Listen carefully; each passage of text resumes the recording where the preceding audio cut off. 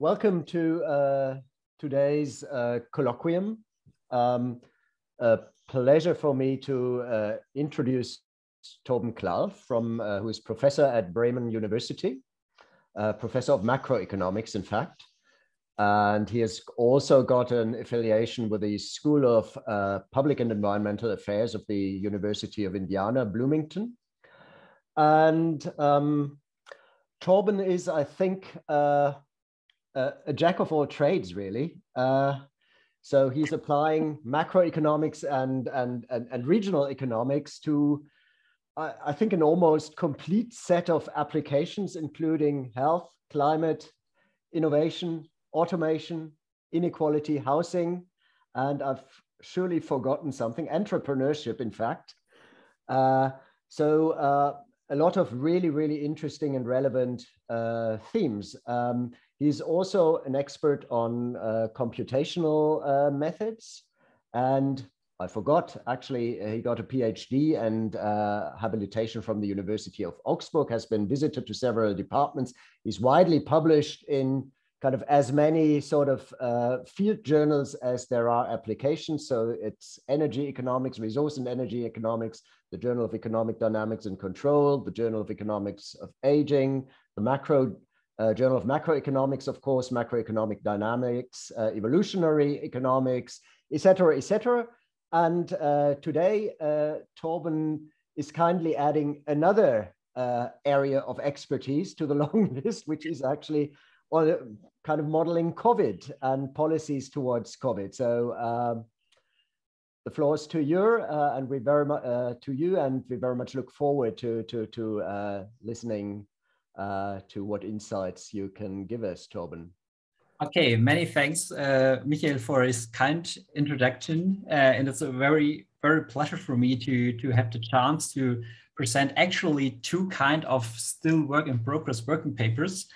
And of course, I'm still learning to become an expert in COVID-19. So it's one of the new fields not only I am, but many other economists are now interested in. So if you look at the papers or the journals, nearly every journal has now a special COVID-19 section. So there must be a huge interest in this topic, and that ranges from entrepreneurship to energy economics. And so what I want to do is to maybe give another,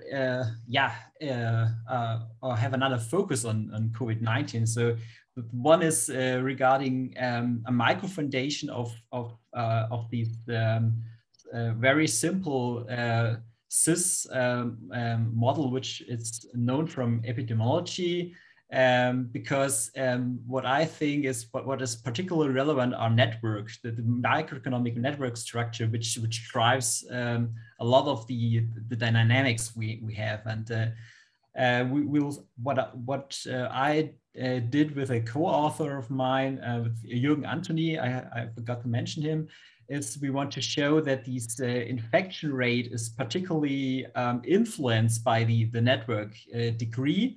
And the network degree differs also between the different specific characteristic of a network, a random network or a geometric network or parallel network, for instance. And the other paper I want to introduce here is it's about the question how rational people are, in fact, are regarding disease transmission, or regarding the consequences of being in contact with others in times of COVID-19. So the question is, do people in fact know what the consequences of meetings are? So what we say or argue is that people do a kind of mental cost-benefit analysis. They act like a behavioral agent, not really as a full rational agent. And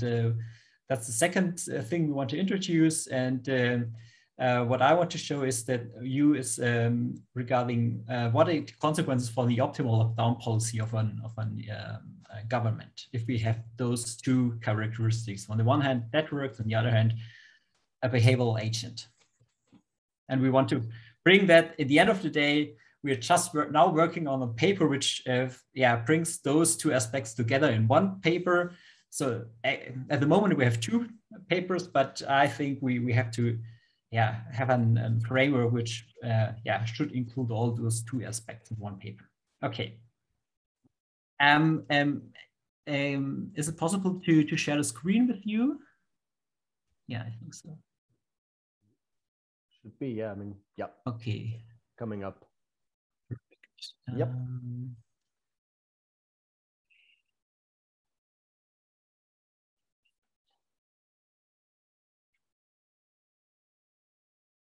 Okay. Can you see that? Is this okay? Yeah, very well. Okay, so so the title, in fact, is COVID-19 Social Distancing and Lockdowns and Simple Ramsey Economy, the Role of Networks. So what we do, we draw on some papers which still published and which are, of course, published in past, long before COVID-19 started, actually. So there's a paper from Gönker and Louis, 2012, published in Economic Theory, and maybe you know that paper. That's essentially also a Ramsey setting, and they include also epidemics in a cis context. So they include an epidemiological model as bring that to a standard Ramsey setting. And then there's a follow-up paper published in 2019 in the Journal of Mathematical Economics, which is actually a follow-up, an extension of the 2012 paper as well. And Gönker and Louis, they also considered externalities, which is also on our list we want to do in the future. But that's one of our starting papers we draw on. Okay, then so the problem with this cis or SEER or what all those models in between is the advantage is that they are very intuitive. So those two compartment models where you have susceptibles and infected people, it's nicely to introduce such models and to explain what's going on. But the thing is that the model's parameters are not structural. So the recovery rate might be influenced by health policy designs, and among others, see Eichenbaum et al. They have a paper on that. Fabodi et al., Fernandez Villaverde and Jones. All those big shots have published also to that. And the similar arguments could be also given for the infection rate. So what's fine for maybe for the epidemiological people is maybe is not as good as for the economic sphere. Acemoglu et al. Acemoglu is a real expert in everything. I think he also published a paper, and he provides a microfoundation of epidemic dynamics. So it's something similar what we have in mind. But so what we use elements from graph theory to provide a microfoundation of the epidemic dynamics, while Acemoglu don't use that. But it's also a microfoundation of epidemic dynamics. And then we have similar papers by Alvarez, Agente, and Lippi, 2020. And they, in this paper, they characterize the optimal lockdown policy for central planner. So our paper is closely connected to all those mentioned papers, but our papers also differ regarding the methodology and regarding the assumption of the rationality of the agents. Okay. So the results of the two papers, the first paper, we suggest a simple Ramsey style setting that incorporates disease dynamics. So we start with the not microfounded model because we want to have a benchmark thing. We want to compare with. So we provide a closed form solution in terms of the so-called hypergeometric function, which is maybe also an add-on to the literature because to the best of our knowledge, we don't know any contribution that did it before. So that the advantage of that is that we can simulate the model from a starting point, not only close to the equilibrium, so we don't have to focus on regarding the stability of the equilibrium, regarding on linearization techniques, which make that's particularly attractive because of the non-linearities in these models. Yeah, as I mentioned, we provide a microfoundation of the epidemic dynamics under some special assumption, which enables us to provide here a closed form solution. For other assumption, we have to simulate a model, but I skipped that here for this analysis. And the second paper is we endogenize the level of, we have a kind of ignorant people who do know, as I mentioned before, the consequence of social, of meetings. So that's why we think about to model them in a non-rational quasi-behavioral setting. But the question is how much resources should be allocated to attention that decreases the level of ignorance regarding the negative effects of social meetings. So as I mentioned before, very preliminary results. So comments are very welcomed, particularly from the experts here attending this lecture. And so feel free to be critical as you want. That helps me further to improve the paper. So if you have any questions, you can ask them while I'm presenting, or we skip that. I'm not sure what the rules are exactly here. I will skip that to the discussion. Okay. Okay. Yeah. No specific rules. So as you have invited people to ask along the way, that's fine. I guess I would restrict this to questions of clarification and have the sort of broader discussion later on. Okay. Perfect. Okay, so the maybe I'm not sure whether you all know what is a cis model or zero model. I very briefly introduce the idea and the notation. So the assumption, what we have here, we have a fraction. So we have a number of people, and some people, a fraction of that s small s t denotes a fraction of susceptible, and it is the fraction of infected person in the population at time t. So the disease will transmitted when a infected individual meets a susceptible individual, then there will with a rate beta, we have a transmission of the disease, but there's also recovery from that with a rate gamma. So we have two parameters which are govern this the dynamics of this model, beta and gamma. And what we also have here, we have a lockdown parameter, theta. And this lockdown parameter governs is set by the government. So, for instance, if beta 1 minus theta, the effective infection probability. So we normalize population to unity. Okay, so if we now sorry, is there a question? Yes, sorry for interrupting, but no worries. I'm wondering why do you have exactly the same parameter gamma in the first equation and in the second equation? Yeah, because so it's because in the first equation we have a plus and a minus. So this simple exchange, because the first equation mirrors the second. So if you see.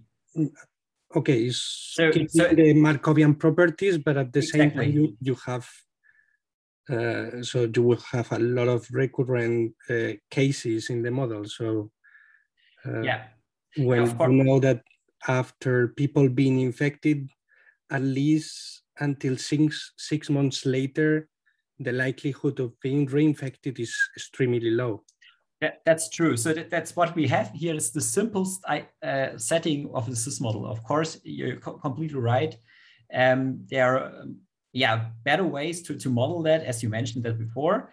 So we want to first, the idea is to keep things very simple. But so as I mentioned, very preliminary results. So we are still working on to improve also this setting here. But the first thing is we want to understand whether or not it's possible to microfound this idea. And as it will turn out, it becomes very complicated. The more complex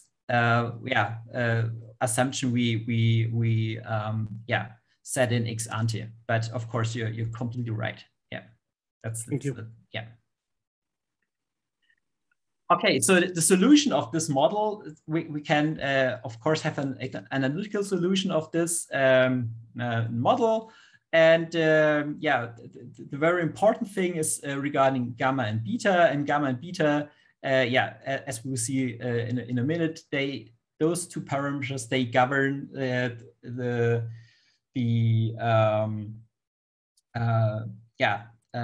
economy, whether we end up in a disease-free or we end up in a disease world at the end of the day.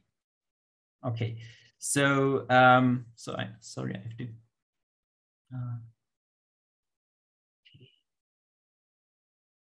Okay, so so the first thing we can take on board from this very simple, might be not very realistic, this model is that we have an endemic threshold, and this endemic threshold governs whether the disease will present forever, or if the disease dies out because it's not infectious enough to survive in the population. And in the epidemiological literature, one beta divided by gamma is the so-called reproductive rate. And because now we have this lockdown parameter that has been added to this reproductive rate. And if this is larger than 1, we have a stable endemic steady state, and if it's smaller than 1, we have a disease-free steady state. So the idea, or the thing is that of course this theta can also bring down this endemic steady state below 1. So that is possible, at least theoretically, that the government can eradicate the disease. Okay, that's this very simple idea of the SIS model. Now we come to this the second part of this model is the Ramsey setting. And again, the Ramsey setting is also very simple. The simplest idea we could think of. We have the Ramsey setting with health costs and governmental lockdown. So that's the two things we have added to this model. But at the end of the day, the remaining part of the Ramsey setting is the same. So we have log utility, which makes things also much more easier. Production, it follows a CAB production techniques. And and the capital stock of the household evolves and in a very standard setting. The only thing which thing we have to highlight is, first of all, that as you see this ST, so the number the fraction of susceptibles pops out in this equation, that shows that if this person is only susceptible can work, and if a person is infected, it cannot work. So because we have a household with many members, and we assumed that the household insures against each other of this event of health issue that they cannot work, we end up this equation here.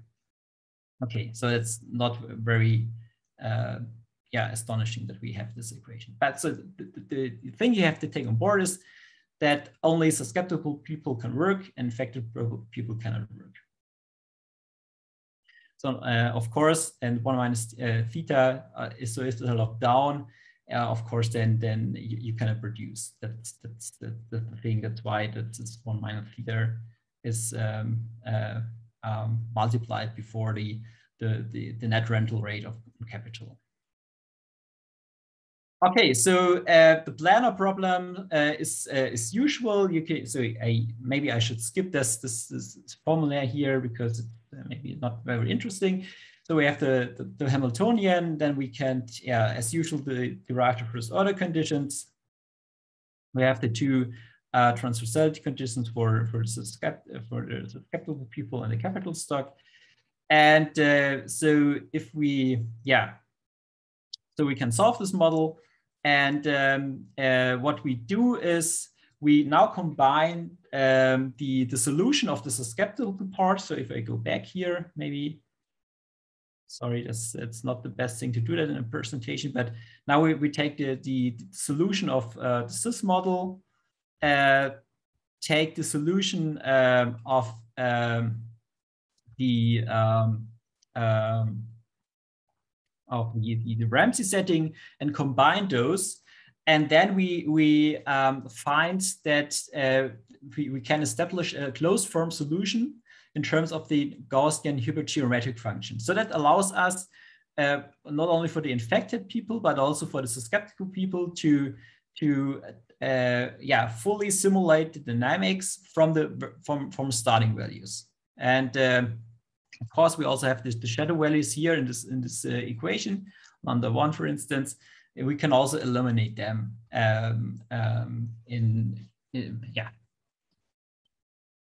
So, and that's the first thing we add to the literature, that we can fully simulate the dynamics of the model, and we are not so if you extend the model with more complex by more complex details, then it would be very nice to have this model, which can be used for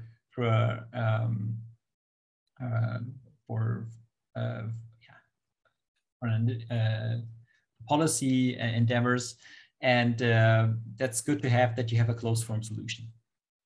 So that's why we have this. First of all, it's the economic model. So if you, maybe I'm not sure whether you can see the mouse. So okay, so this first here, this is the economic model, and the second is the epidemiological model. And so if you bring them together, at the end of the day, we show in the paper that equation 30 and 40 imply that the optimal level of lockdown theta star is 0 if beta divided by gamma is smaller than 1. So that's the standard result. And it's if beta gamma is greater or equal to 1, then the lockdown is positive. So we don't have a complete lockdown unless gamma under some parameter restrictions. So, but that's the standard result we take. Torben, may I briefly interrupt you? This data is one of the control, the second control variable, right? Yeah. So you have consumption as control, and the intensity of the lockdown is a control variable. Yeah, one moment. I have to bring down the micro. Yeah, but my question simply is, why is data a constant? Data should be a time function, a function of over time. As consumption is a function over time, the optimal consumption, and data should also be a function over time. Is this the steady state, the stationary value, or what is it? It's the stationary. It's the steady state. Yeah, of course, theta again is a function over time. You're right, but it's a steady state. How does this function over time look like? Do you have qualitative or even analytical insights into this? Yeah, I've got it in the paper, but I don't have it on the slides here because of the time constraint of 30 minutes. I skipped that, but I can send you the paper if you want. No, then I have a second question. Is this a unique stationary state? Because the model is nonlinear and has also the features which looks for multiple equilibria, because you have products of control variables and state variables. Yeah. This would give would maybe render possible the schema point, so multiple equilibria separated by a schema threshold. Yeah, I want to come to that point.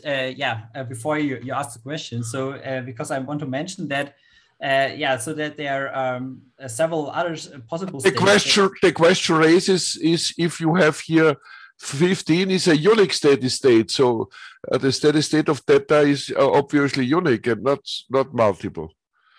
Yeah. So because we are also working on that thing. So we in the paper we show that there are several under some conditions we have multiple equilibria. That's true.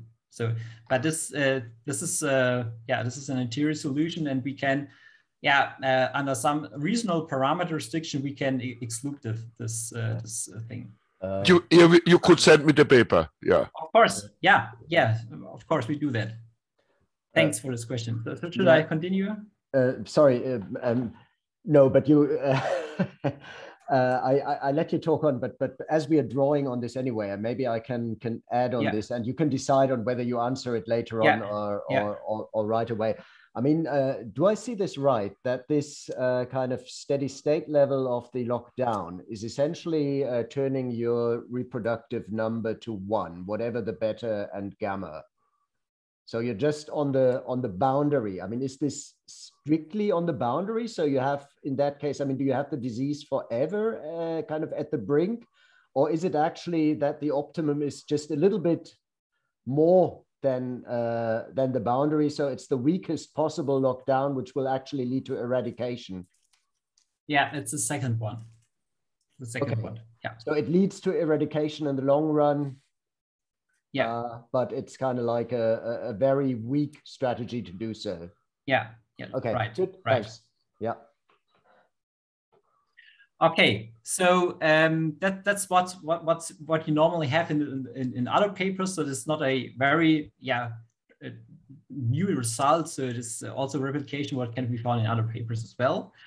And so now we want to come to this microfoundation stuff I mentioned. So because as we already see in this paper here, there's no way to think about what's going on with social networks and disease transmission, and that's somehow astonishing because there's a long tradition in epidemiology literature that uses CIS or SIR models with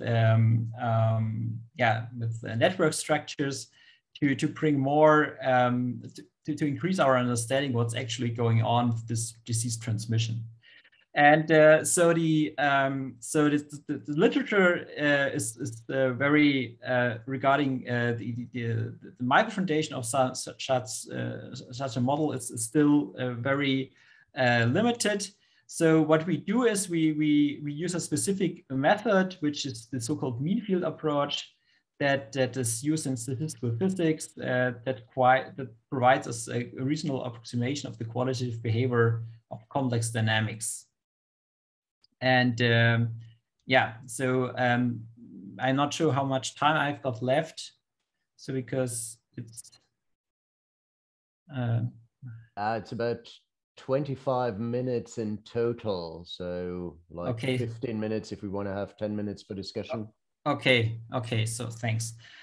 Okay, then I have to speed up a little bit. So what is the idea? So normally, if you work with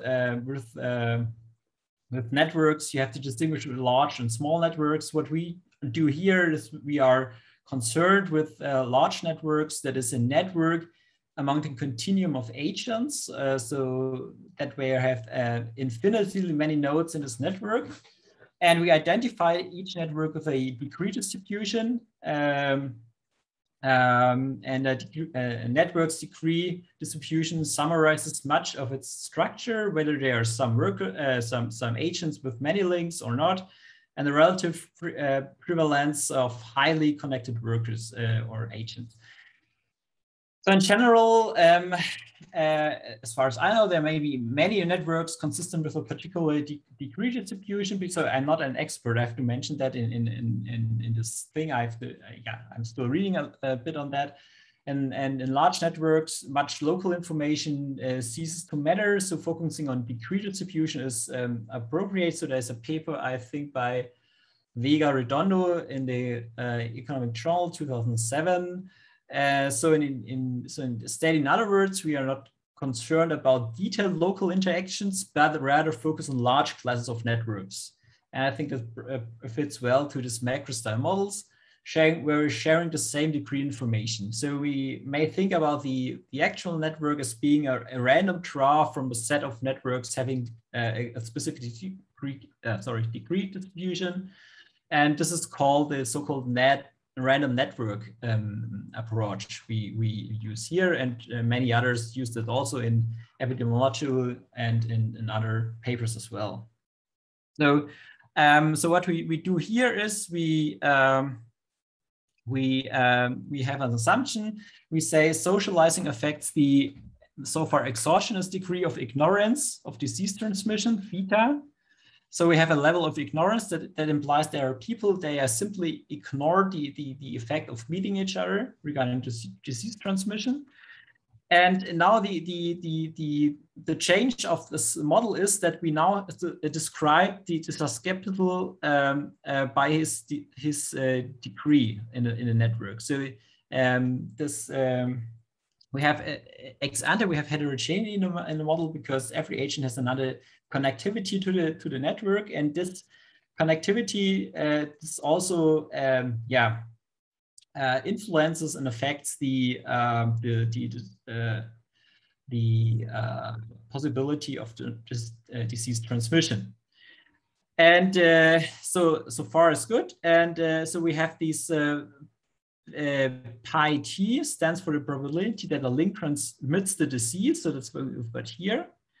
And we also have the lockdown parameter again, and here we have the recovery rate. So the probability that a link transmits the disease is a standard formula which is given here. So PD is the degree distribution. That is important because that helps us to understand what kind of network we have here. And so the idea is that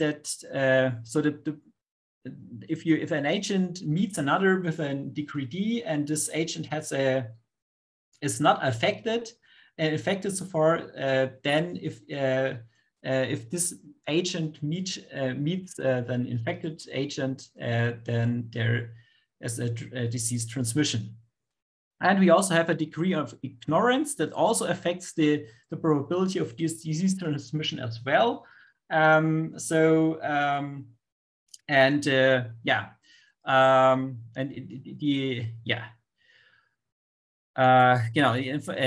the information, the assumption is that the information network. So we have a kind of a multi-layer network structure here. So we have that an information network that helps to reduce the level of ignorance, because if people meet each other and talk about the disease, so it's the assumption we have here, then we assume that this reduces a little bit the level of ignorance. So that we have two kind of network structure. We have a meeting, and meeting without talking with each other about the disease could lead simply to a disease transmission. But on the other hand, it could be if people talk with each other, disease transmission, the level of ignorance could be reduced as well. Okay, so what we have here, we have essentially a multi-layer network structure which we use in this model. And again, I don't want to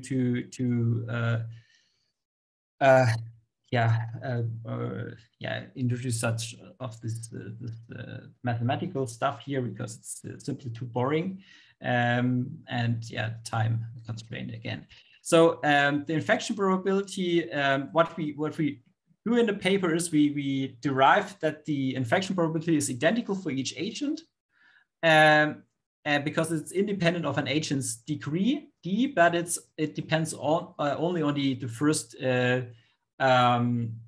moment of the degree distribution. So that's why we can aggregate this system over all agents, and we end up with this kind of equation. The aggregate, and this is the analogon to what we have in the simple cis model. So it looks like very similar, but different to that is that we have a new beta, and this beta now is affected by the level of ignorance. So if the level of ignorance is higher, the infection probability, the disease transmission is higher, but it could be influenced by the degree distribution of the information and of the meeting network. So as you can see, if this this also has an effect on the optimal government lockdown strategy. And the most important thing we take on board here, if the policymaker does not take this under consideration, so that we have this network structure here, then a policy design could be possibly biased, because if you want to make a policy to reduce the infection rate, you should take on into consideration the network structure as well. Okay, even if you neglect this level of ignorance stuff, then we simply have this thing that the simple meeting network effect increases the infection rate beta, because the larger the network are, the more people are in the network, the larger the probability that there's a disease transmission as well. Okay, so that's the first point we want to make, is that optimal policy design that uses the standard cis model, ignoring this network structure, under or overestimates. It depends on the beta. Okay, so that's what we derive in the paper, and this is what the first part we want to address here. And what we are currently doing is we simulate this model, but so that's work in progress. So that the other part of the presentation is about the level of ignorance so far is exogenous, but we can also argue that the agent simply does not think about the level of ignorance. So it could also be that the mental costs are simply too high for him to think about the consequences of a meeting. And what we do is we borrow some elements from Gabay, Gabay 2014. Sorry, that must be 2014. It's missing here. And we focus or we borrow the elements from attention, and that the idea is that a cognitive process that allows an agent to use all data that potentially influences decision. And the decision is to meet another people. And this definition from Gabay is somehow different to what we can find in psychology, but we stick with the definition of Gabay. But nevertheless, I want to mention that the psychology literature has another definition of attention. It's an observable sensory inputs devoted to a specific task. So what we do is essentially we kind of endogenize the degree of ignorance introduced before. And because we are now have two different papers, the notation differs a little bit. But it's not a difficult task to get the idea, I think. So let 1 minus m theta is the degree of ignorance now, and m is the attention weight attached to theta. It's a awareness parameter. So if the agent does not devote any attention to theta c, then the level of ignorance is 1. And otherwise, it could be if M is increasing, the level of ignorance could be increased. But the question is, how much attention will the agent pay to a change of theta? And from the duration of fully aware setting, we know that the time path of consumption. So that's why I introduced at the beginning of this talk the idea that we can fully simulate the dynamics of the model is based on the Hilbert geometric function. So we know exactly the time path of consumption. And what we essentially do is we argue that a misbehaved agent loses consumption when he's not behaving optimal, in the sense that he think about the consequences of not behaving, not devoting some resources to thinking about the consequences of meeting. So we therefore define the hat. And this is simply the deviation from the rational outcome. And this deviation can be approximated by a second order Taylor approximation. So that's what that's not new what we did. So that's simply what Gabay also did in his model. So we do a simple second order Taylor approximation of the loss function, and the loss function with log utility looks like that. So again, I don't want to burden you with all these mathematical details.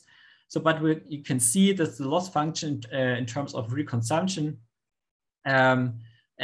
simply look at this part here, and this simply says that's the loss of consumption because of not taking account the consequences of socializing with each other.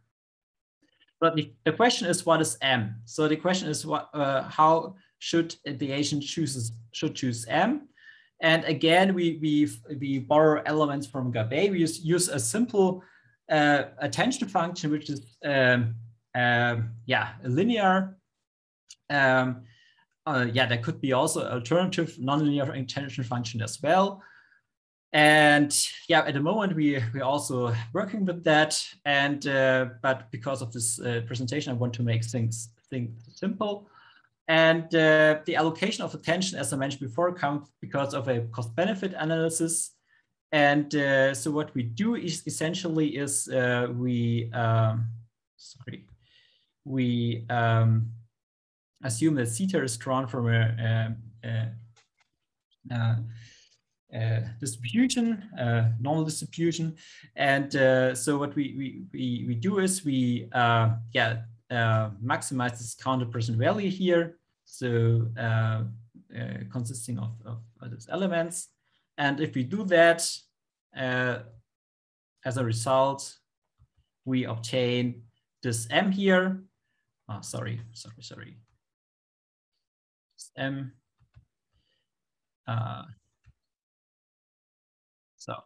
And what we should take on board is, okay, the more attention is paid to theta if theta is more variable. So if the variance is higher, it's more variable and more attentive for the agent, that the higher should be M.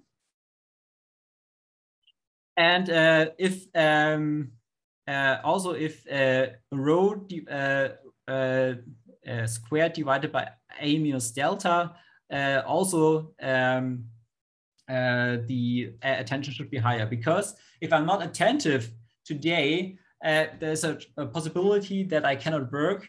I lose consumption because I don't have income, and also lose future consumption as well. So what we have got here is interpreted in other terms is the relationship between present consumption versus future consumption. So if the agent is more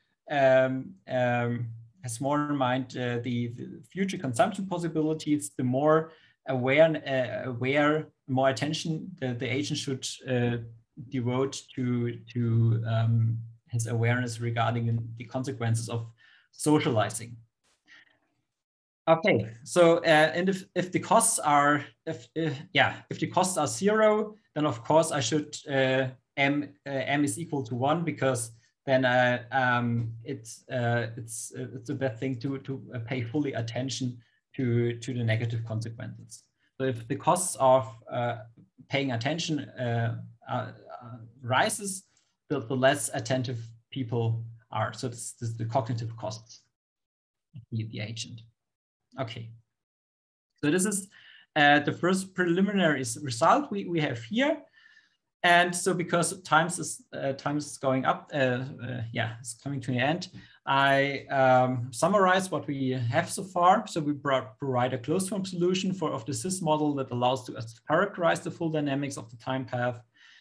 We're using tools from graph theory to derive a microfounded infection rate with an exogenous ignorance degree, and then we endogenize the ignorance degree with tools from behavioral economics by arguing that agents do some mental accounting to increase their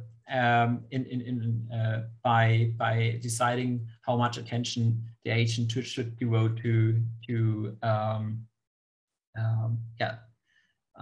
the negative effects of socializing. What we also do is we're now working on a decentralized solution with both externalities and internalities. So internalities we've got here, but we're also thinking about externalities. So what we do essentially, we use the framework from Gönke and Yu, and think about introduce externalities as well. We're thinking about the optimal text structure of this model. So in terms of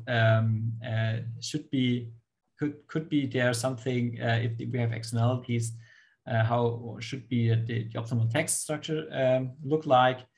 And as I mentioned before, for specific parameter assumptions, we obtain closed form solutions, but this is not in a general case. So for some thing, we have to use simulations, but particularly if you use power law networks, which are empirically relevant. So power law networks, they are smaller networks, but they're with more connections. As far as I see, we have to simulate this model. Okay. Thank you so much for your attention, and I'm very happy to receive comments on that. Well, thank you, Torben, for a really, really interesting talk, and a lot of what you've been telling us has been very new, at least to me. So I found it very stimulating. Thanks for that. But let's see what others say.